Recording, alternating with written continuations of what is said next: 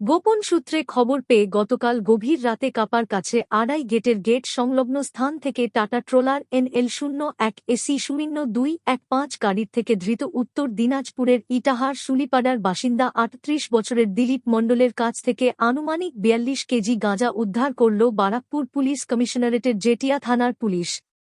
ধৃত দিলীপ মণ্ডলের বিরুদ্ধে কেস রুজু করে ১০ দিনের পুলিশ হেফাজত চেয়ে বারাকপুর আদালতে পাঠাল জেটিয়া থানার পুলিশ।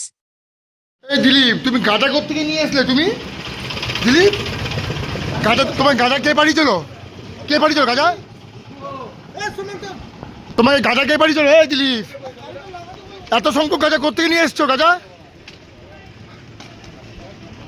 গাঁজা তোমায় কে পাঠিয়েছিল? গাঁজা হ্যাঁ দিলীপ,